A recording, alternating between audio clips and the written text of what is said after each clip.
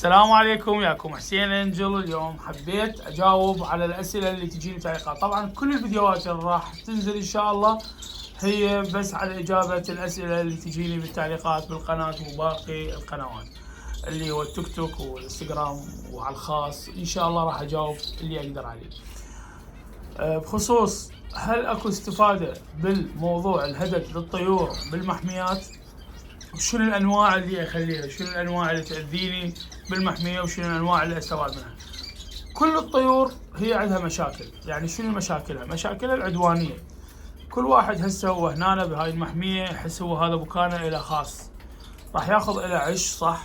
بس انت لازم توفر. اذا كان عندك هنا 15 زوج انت تخلي 30 عش.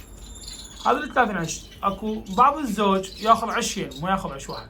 هو هيك يعني متفرعن على البكان كلش، خاصه اذا كان قديم بالبكان ومنتج بالبكان. من انتج بالبكان فهاي مشكله كبيره.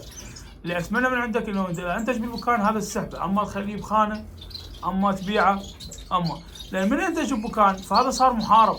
يعني خلص ما راح يخلي غيره ينتج. بسبب شنو؟ سبب افراخه. يعني انه هو يخاف على بيضه، يخاف على فراخه. اي واحد يعشش يمه، اي واحد راح يبني عيش او يحب يريد يفرخ او فشي فما راح يخليه. يعني راح يأذيه، راح يهجم على بيضه، راح يهجم على فراخه. هي مو شغله يخبث عليه فشي، بس هو خوفا. يعني هذا الحيوان غريزه فيخاف فيبعده، يريد يبعده. هو شي يبعده؟ هو المكان محدد يعني، والعشوشه واحد صف الاخر، فمكان محدد. بالنسبه تجيني اسئله بعد على موضوع انه هاي الانواع كلها تنحط سويه، اكو انواع تنحط وما تنحط. الفينيشات من تنحط، مو كل الفينيشات، اكو بعض الفينيشات ما يصير تخليها. يعني مثلا عندك الجاو، عندك معاكيف ممنوع تخليها ابدا ويا الفينيشات. بس تختص، اذا اختصيت عنده بالفينيشات فخالصين. يعني لا تدخل ولا طير حب داخل، لان راح يخلي لك تدمير موجود في الشتاء يدمرك. يعني ما يخلي لهم لا عيش، لا يخلي لهم ما يتصرفون، ما يقدروا يتصرفون تصرف صحيح، لان حيأذيهم كطير. فالانصح انه انت اليوم لازم تكون مستبعد. اذا ربيت فينيشات استبعد كل المعاكيف اللي انت تجيبها. واذا تحب تستبعد الفينيشات وتخلي معاكيف اللي هي الغندوره، الكوكتيل، الطير حوب، اي انواع المعاكيف تقدر تجيبها.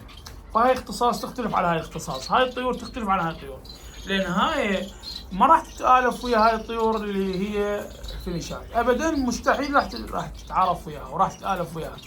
حتى لا تآلفت وياها بس يصير موسم التكاثر فراح تصير مشاكل عندك. عندك بعض الفنجز اللي هو الزيبرا المعروف عنه، طبعا هذا عدواني. اكبر عدواني هو موجود بالمحميات الهدد.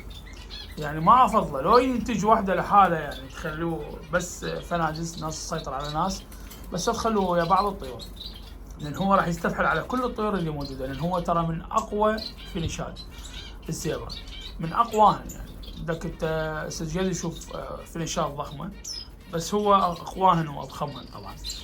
وان شاء الله راح اني اعطيكم بعض فيديوهات مفيده على الاسئله اللي تجيني. ما اريد الفيديوهات تطول ولا اقدر اكمل لكم الشرح هواي كامل، بس ان شاء الله ننزل احنا كل اسبوع حلقه او حلقتين اذا الله خلاهم طيبين، واشرح لكم هواي امور لاستفاده الهدد. طبعا انا شارح هواي على الخانات، بس احكيكم هواي على الهدد، ومن ضمنها الاسئله اللي تجيني على القناه.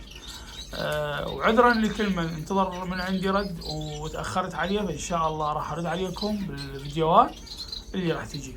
تحياتي لكم، وياكم حسين انجل، مع السلامه.